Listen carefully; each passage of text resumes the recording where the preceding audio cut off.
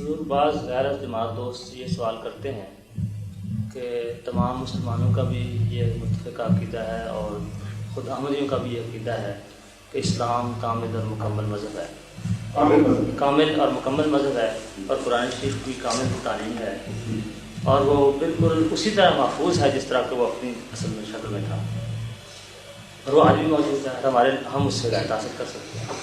اس کے بعد پھر حضرت مرزا صاحب کون سی نئی چیز لے کے آئے ہیں کہ اب ان کو مانے بغیر گزارا ہے؟ اگر وہ نئی چیز لے کے آتے تو ماننے کے قابل ہی نہ ہوتے، بات ہی نہیں سمجھے وہ۔ جب مذہب مکمل ہو جائے تو نئی چیز آ ہی نہیں سکتی، اور جو نئی چیز لائے گا وہ جھوٹا ہوگا۔ اس لیے یہ کہتے ہیں کہ جب جھوٹا ہوگا تب ہم مانیں گے، عجیب بات کرنا ہے۔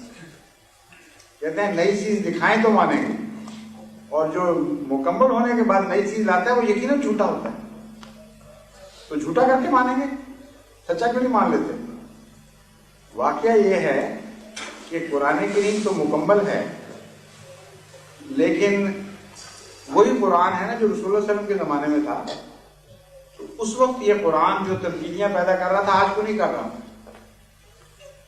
آج کیوں اسی قرآن کے ہوتے ہوئے 72 فرقوں میں زائد میں جب دنیا مسلمان بٹ گئے، آج اسی قرآن کی موجودگی میں اس قدر ظلم اور بددیانتی اور بدکاری اور بے حیائی کیوں پھیل گئی ہے؟ آج کیوں ایک دوسرے سے لڑ رہے ہیں، ایک دوسرے کا خون کر رہے ہیں، زندہ پکڑ کے مسلمانوں کو آگوں میں پھینک رہے ہیں، اور نفرتوں کے شکار ہو گئے ہیں سارے؟ قرآن وہ نہیں ہے؟ یہ تو قرآن کہتا ہے کہ ایسے ہیں محمد رسول اللہ صلی اللہ علیہ وسلم کے غلام کہ جس طرح ایک دیوار شیشہ پلائی ہوئی ہوتی ہے، اس طرح جکڑے ہوئے آپس میں، اس طرح محبت کرنے والے، اشداء علی الکفار رحماء بینہم، بے انتہا آپس میں محبت کرنے والے، بے انتہا رحم کرنے والے۔ تو وہ قرآن، اس کی یہ باتیں غلط ہو گئی ہیں، نعوذ باللہ من ذالک، کیوں نہیں ہو رہا؟ تو انبیاء خدا کی طرف سے یا مرسلین ضروری نہیں کہ نئی شریعت لے کے آئیں، بلکہ جب شریعتیں بدلائی جاتی ہیں، ان میں تبدیلیاں کی جاتی ہیں، تب آتے ہیں ان کو اصل کی طرف واپس لانے کے لیے۔ تو حضرت مسیح موعود علیہ السلام کے آنے کا مقصد یہ نہیں ہے کہ قرآن کریم میں اضافہ کریں، نعوذ باللہ من ذالک، اضافہ کریں گے تو لازماً جھوٹے ہوں گے۔ یہ مقصد ہے کہ قرآن کی طرف جو غلط باتیں منسوخ ہو گئی ہیں یا دین میں جو اضافے ہو گئے ہیں، ان اضافوں کو ختم کریں۔ اضافہ کرنے کے لیے نہیں، اضافے ختم کرنے کے لیے آئے ہیں، اور اضافے ہم دکھا دیتے ہیں آپ کو۔ اگر اضافے نہ دکھائیں تو ان کی کوئی ضرورت نہیں۔ اضافے تو اتنے ہو گئے ہیں دین میں کہ وہ نظر آتے ہیں چبھتے ہوئے آنکھوں کو کہ اس عمارت کا تو حصہ نہیں نظر آتے، یہ کیوں آگے بڑھ گئے ہیں اتنا۔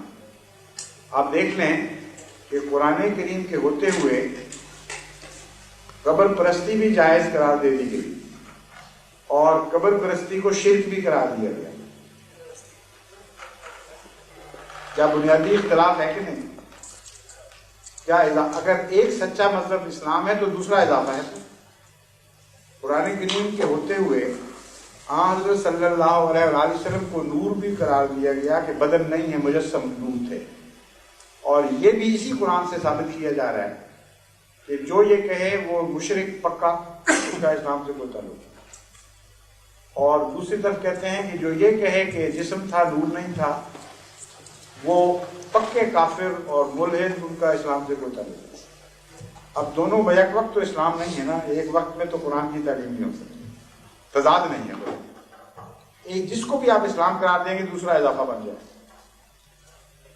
تو اتنے بنیادی اختلاف ہیں کہ ان کی روشنی میں بے انتہا اضافے ہو چکے ہیں کامل دین میں۔ ان اضافوں کو مٹانے کے لیے خدا کی طرف سے ایک آنے والا ضروری ہے، اسی کا نام مسیح ہے، اسی کا نام مسیح ہے۔ پھر ایک اور جواب اس کا یہ ہے کہ مسیح اور مہدی کی پیشگوئیاں احمدیوں نے تو نہیں بنائی،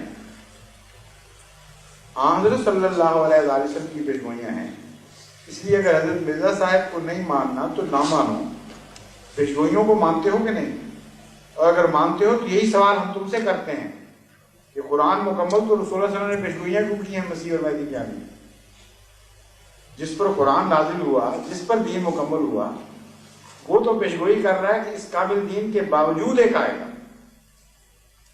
اور 1400 سال بعد والے یہ زیادہ فہم رکھتے ہیں، کہتے ہیں کہ نہیں کوئی ضرورت نہیں آنے کی، دین مکمل ہو جائے.